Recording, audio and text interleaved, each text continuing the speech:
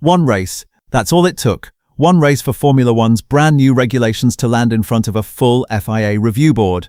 20 of the 22 drivers walked away from Melbourne unhappy. A near miss at the very start of the race almost became the season's first major crash, before the field even reached turn 1.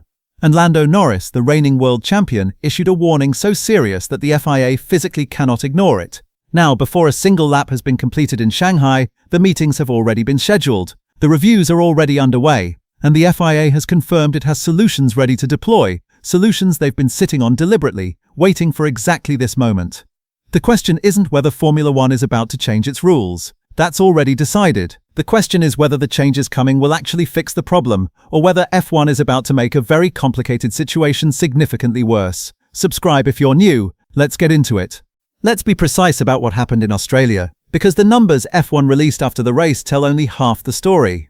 F1 announced that Melbourne produced nearly 3 times as many overtakes as last year. Technically accurate, also dangerously misleading. What those statistics don't capture is how those passes happened. Albert Park is what engineers call an energy-poor circuit. Very few heavy braking zones, very long full-throttle sections. Cars were recovering only 3 to 4 megajoules per lap, against an 8 megajoule target. Roughly half of what the system is designed to deliver. The result was speed differentials of 30, 40, sometimes 50 kilometers per hour between cars on the same stretch of tarmac. Norris warned that at those speeds someone goes over the fence into the crowd. That is not drama, that is a documented safety concern from the reigning world champion. And there was already a near miss to prove it. Colapinto nearly hit Lawson's car at the start when Lawson's racing balls barely moved off the line. F1 got lucky in Melbourne. After Bahrain testing, the FIA sat down with all 11 teams and agreed on a plan. Leave the regulations unchanged for the first few races, gather real data, then decide. Nicholas Tombazis confirmed the reasoning directly. The worst thing they could do is change the rules and make things worse.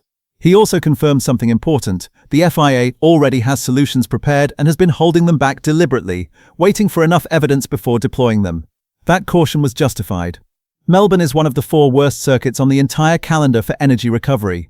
Reacting from that single data point would have been exactly the knee-jerk response that historically makes F1 regulations worse, not better. Shanghai is different. Heavy braking zones, a long back straight, multiple corners where the MGUK can harvest properly. If the problems disappear in Shanghai, that tells the FIA one thing. If they persist, that tells them something else entirely. The meeting with teams happens after Sunday's race. Those discussions will shape the rest of the 2026 season. The FIA has 3 levers. The first is increasing the superclipping limit. Currently capped at 250 kilowatts, superclipping lets the MGUK harvest energy while the driver is still at full throttle. Raise that ceiling and cars recover more charge without lifting, fewer dangerous slowdown moments on the straights. The trade-off is reliability. Push superclipping too hard across a full season and power unit failures become a real risk. The second option is reducing deployment power. The current ceiling is 350 kilowatts. Lower it and drivers sustain their boost for longer before the battery empties. More consistent lap-to-lap performance, fewer dramatic speed drops. The cost is straightforward, less horsepower, at least until teams adapt. The third option is extracting more from the combustion engine. The 2026 regulations built a 50-50 split between electric and IC power. Shift that balance toward the IC and you reduce dependency on perfect battery management. This is the most complex route. It requires engine development time that not all manufacturers have equally available. Each option costs something different. Each helps certain teams and hurts others. Which is exactly why this is more politically charged than it looks. Every team in that post-China meeting has a different agenda. Mercedes won, Australia won too. Their package is working perfectly under current rules. Toto Wolff acknowledged changes might be needed, but framed everything around fan entertainment, not driver complaints. Read between those lines. Ferrari believes they have the fastest chassis. They lost Melbourne not on pace but on strategy during a safety car. Any leveling of the energy playing field potentially helps them close the gap to Mercedes. Red Bull is in an unusual position. Verstappen has been the loudest critic of the regulations, yet his team delivered arguably the most impressive performance of the opening weekend, with Hadjar qualifying 3rd before his retirement. Verstappen's frustration is genuine. Red Bull's competitive reality is more nuanced. McLaren is the most complicated case. Same Mercedes power unit as the factory team, yet significantly behind in Australia. Norris finished 5th.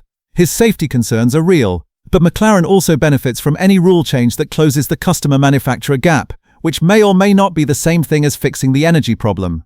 The FIA has to weigh every vote, every objection, every compromise. That is what these meetings are actually about.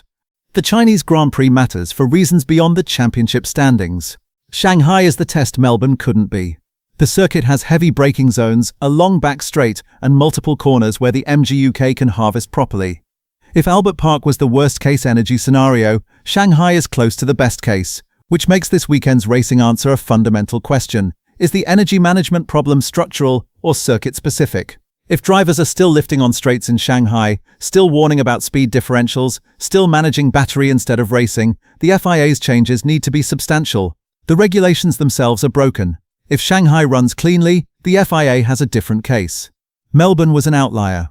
Gather more data. The sprint format adds extra pressure. Sprint races demand maximum energy output, with no time for conservative management. Exactly the stress test that exposes whether these limits are workable under genuine race conditions.